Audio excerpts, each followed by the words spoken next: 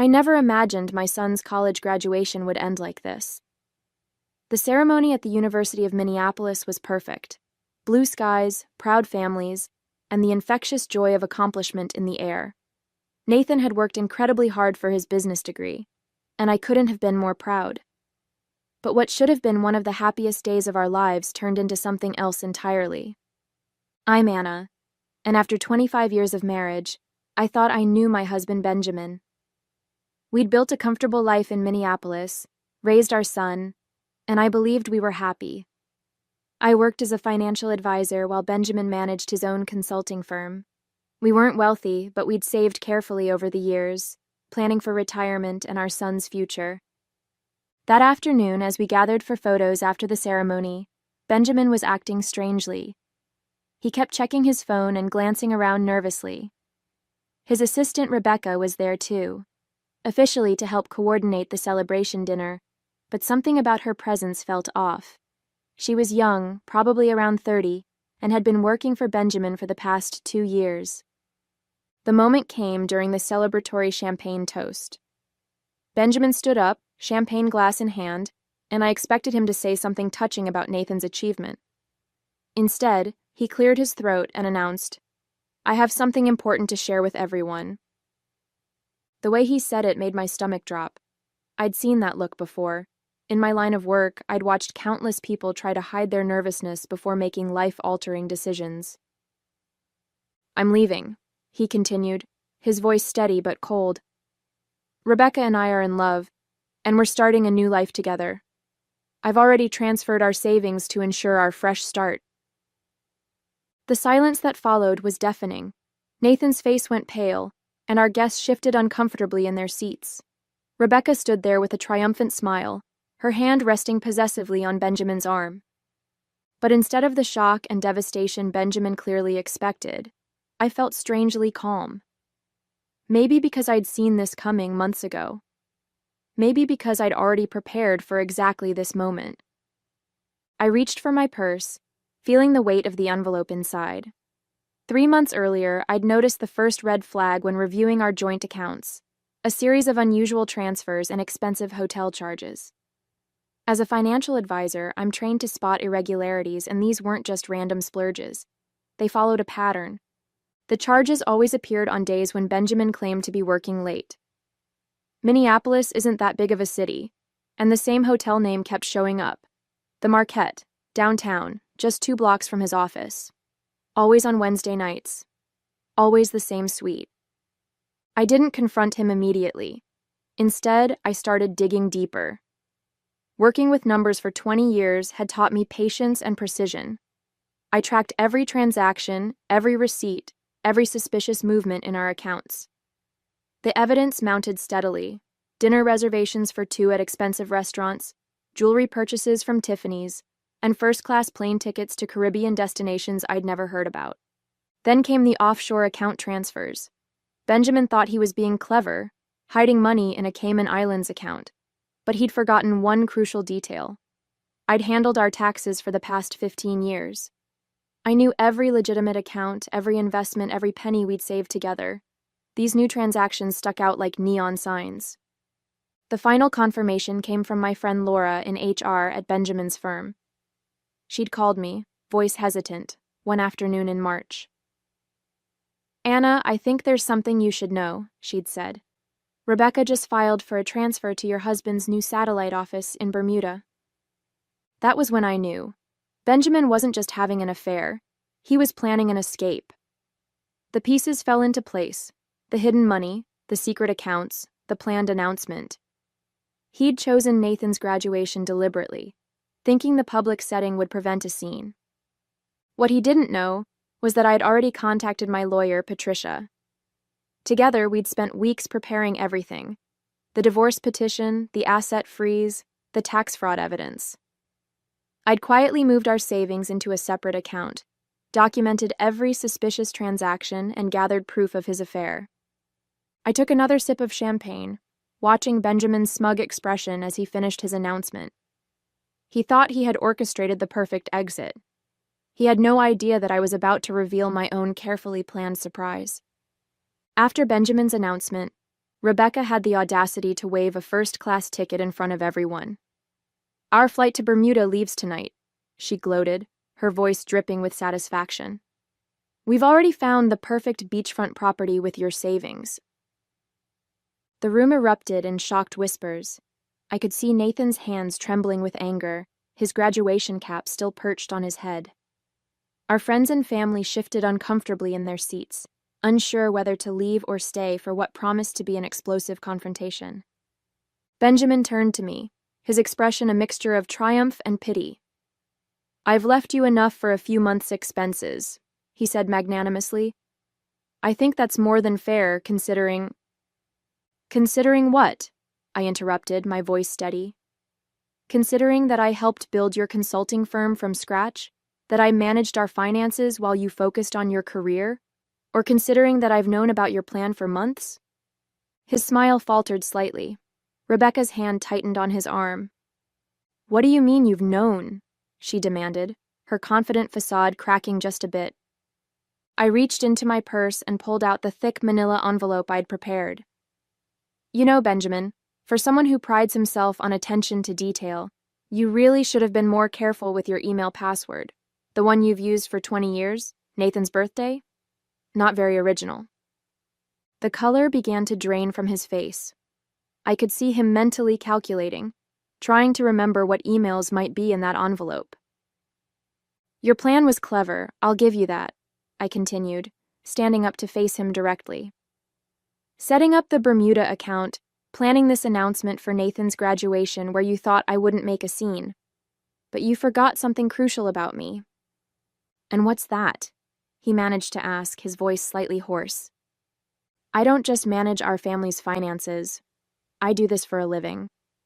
Did you really think I wouldn't notice the transfers? The hotel charges? The secret account in the Caymans?"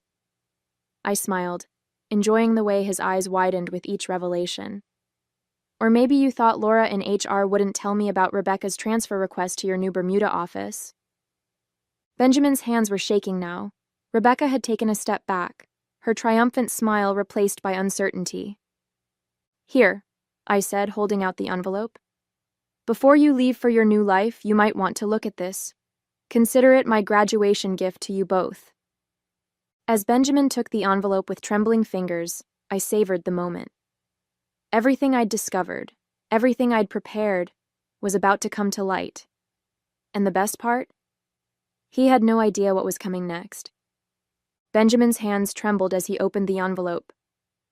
I watched with quiet satisfaction as he pulled out the stack of papers, his eyes widening as he scanned the first page. The divorce petition, already filed and stamped, seemed to mock his carefully laid plans. What the hell is this?" he stammered, looking up at me with disbelief. I took another sip of champagne, savoring its crisp taste. "Oh, just some light reading before your romantic getaway," I replied sweetly. "You might want to pay special attention to page 3. Rebecca peered over his shoulder, her perfectly manicured nails digging into his arm as she read. The bank statements showed our joint account's current balance, 0. Every penny had been legally transferred weeks ago to an account solely in my name. "You can't do this," Benjamin sputtered, his face reddening. "That's our money." "Our money?" I interrupted, raising an eyebrow. "You mean the money you were planning to steal? The money you've been slowly siphoning into offshore accounts?" I gestured to the next set of documents. "Speaking of which, the IRS is very interested in your creative accounting methods." The color drained from his face as he flipped through the papers. Hotel receipts, restaurant bills, email printouts detailing his affair with Rebecca, including their plans for this very announcement. Each page was another nail in the coffin of his escape plan. Nathan stood beside me now, his graduation gown rustling as he moved closer. "Dad," he said, his voice thick with emotion, "you were really going to do this? Today of all days?" Benjamin couldn't meet our son's eyes. Instead, he frantically shuffled through the remaining papers until he reached the court order freezing his assets. His hands shook so badly he nearly dropped it. "Everything's frozen," I explained calmly. Your personal accounts, your business accounts, even that lovely little nest egg you thought you'd hidden in the Caymans. My lawyer's quite thorough." Rebecca's triumphant smile had completely vanished. "Babe, what's happening? What does she mean everything's frozen?" I turned to her with mock sympathy. "It means, dear, that your sugar daddy is officially broke. Well, not broke exactly, just unable to access any of his money. I hope you kept your return ticket because it looks like that beachfront property in Bermuda might have to wait." The gathered guests watched in stunned silence. My friend Laura, who had helped expose their plan, tried unsuccessfully to hide a smile behind her hand. Benjamin's younger brother Thomas shook his head in disgust while his wife Catherine whispered, "Good for you, Anna." "You've ruined everything," Benjamin hissed, his facade of control completely shattered. I stepped closer, lowering my voice so only he could hear. "No, you ruined everything the moment you decided to betray our family. I'm just making sure you face the consequences of your choices." The stack of papers slipped from his grasp, scattering across the floor like fallen leaves. Rebecca scrambled to pick them up, her face flushed with humiliation as she realized their perfect plan was unraveling in front of everyone. Benjamin's composure crumbled as he reached the final document, a formal letter from his company's board of directors. His hands gripped the paper so tightly it crumpled at the edges. The letter detailed an immediate investigation into his relationship with Rebecca, citing potential abuse of power and misuse of company resources. "You went to the board?" he whispered, his voice hoarse with disbelief. "Actually, I didn't have to," I replied calmly. "It seems someone else noticed your inappropriate behavior with a subordinate. The ethics committee has been watching you for months." Rebecca's face went pale. "What does this mean for my position?" "Well," I said, setting down my champagne glass, "I believe the HR term is immediate termination. Though given the circumstances, finding another job in Minneapolis might be challenging." Benjamin suddenly straightened, attempting to regain control of the situation. "This is ridiculous. I built that company from nothing. They can't just—" "They can, and they have," I cut in. "The board's quite concerned about potential lawsuits. Apparently, you're not the first executive to think he could use his position to pursue younger employees." Nathan stepped forward, his graduation cap now in his hands. "I can't believe you did this, Dad. To Mom, to our family, to everything we've built." "Son, you don't understand," Benjamin pleaded, reaching for Nathan's arm. "Sometimes marriages just don't." Nathan jerked away from his touch. "Don't try to justify this. You were going to steal Mom's savings and run away with your assistant on my graduation day. I understand perfectly." Rebecca, now gathering her composure, attempted to salvage what she could. "Benjamin, they can't prove anything about us. We can fight this." I laughed, the sound sharp and clear in the tense atmosphere. "The email thread where you both planned this entire scheme, including today's announcement, the hotel receipts, the witness statements from your co-workers? I think they can prove quite a bit." Several of our guests had quietly slipped away, but many remained, watching the scene unfold with a mixture of shock and fascination. Benjamin's brother Thomas approached, placing a supportive hand on Nathan's shoulder. "How long?" Thomas asked, his voice heavy with disappointment. "How long have you been planning to abandon your family?" Benjamin's silence was damning. Rebecca answered instead, her voice shrill with defensive anger. "We've been in love for 18 months. We shouldn't have to hide it." 18 months? I mused, tapping my chin thoughtfully. "Interesting. That's exactly how long I've been documenting everything. Every transaction, every meeting, every little lie. I had a feeling it might come in handy someday."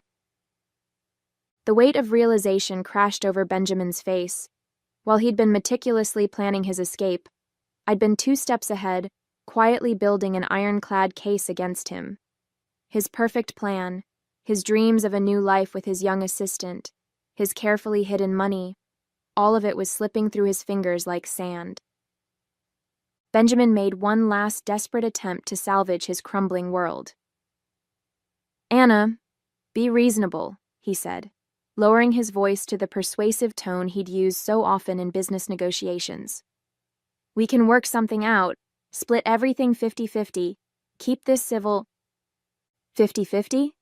I echoed, genuine amusement in my voice. Of what exactly? The money you tried to hide? The company that's about to terminate you? Or perhaps you mean the house that's solely in my name? His head snapped up. What do you mean solely in your name? Remember last month when you were too busy to attend the mortgage refinancing meeting? You just signed the papers I brought home. I smiled, watching comprehension dawn on his face. You really should read documents before signing them, Benjamin. The house has been transferred to my name only. Rebecca grabbed Benjamin's arm, panic rising in her voice. What about the Bermuda property, our deposit? Frozen, along with every other transaction you've made in the last 6 months, I replied, though I suspect the property developer might be interested to know the funds were obtained fraudulently. Benjamin's face contorted with rage. You vindictive Dad! Nathan's sharp voice cut through the air. Don't you dare finish that sentence. The remaining guests watched in stunned silence as Benjamin's carefully crafted facade finally shattered completely. His shoulders slumped, and for the first time, he looked his age. I've worked with your lawyer, Patricia, I continued calmly. She's prepared a fairly generous settlement offer considering the circumstances. You can sign it now, or we can let the judge decide after reviewing all this evidence. Your choice. Rebecca stepped away from Benjamin, her young face etched with dawning horror. You promised me security, she whispered to him. You said we'd have everything we needed. Oh, honey, I said, almost feeling sorry for her. He promised me security too 25 years ago. Look how well that turned out. Thomas approached his brother, disgust evident on his face. The family lake house you've been maintaining for Mom and Dad, have you been using that for your little rendezvous too? Benjamin's silence was answer enough. I'll tell them myself, Thomas spat. They should know what their son has become. Nathan, still in his graduation robes, squared his shoulders. I think it's time for you both to leave, he said, his voice steady despite the emotion in his eyes. You've ruined enough of today already. I watched as Benjamin's world collapsed around him. His son's graduation, which he'd chosen as the stage for his grand exit, had instead become the scene of his ultimate humiliation. The whispers and stares of our guests, the disgust on his brother's face, the rejection in his son's eyes. It was all crashing down on him at once. The settlement papers will be at Patricia's office on Monday, I said, gathering my purse. Don't bother trying to access any accounts before then. And Benjamin? I paused, meeting his defeated gaze. I suggest flying coach to Bermuda. First class might be a bit out of your price range now.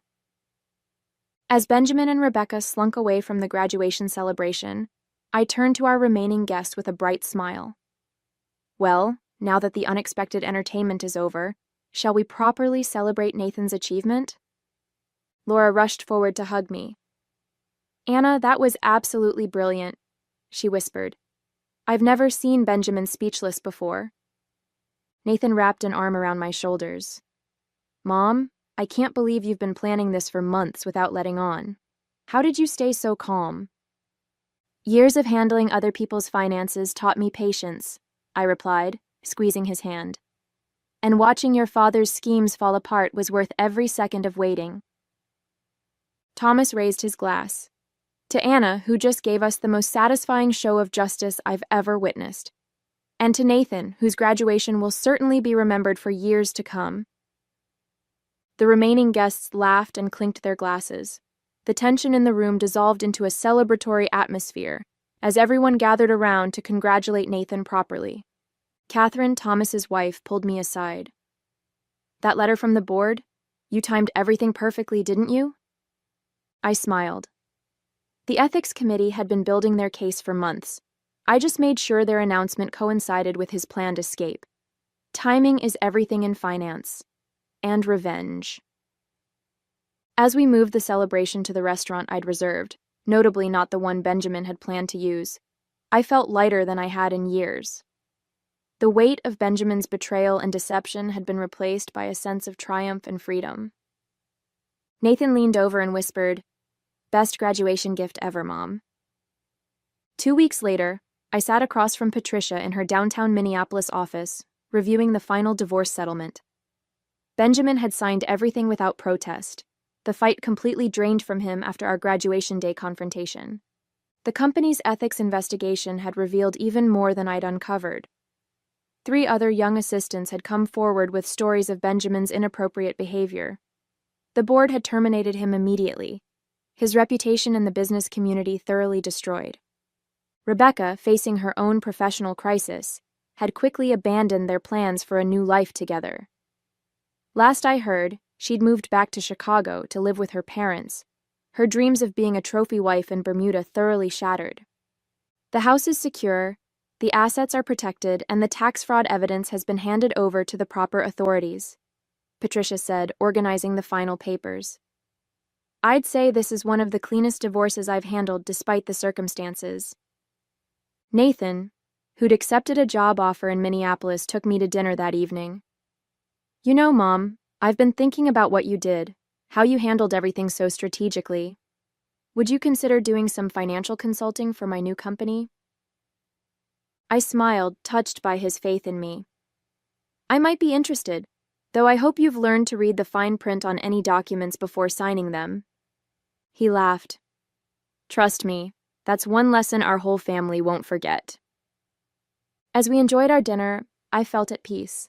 Sometimes the best revenge isn't just about getting even, it's about emerging stronger, wiser, and ready for whatever comes next.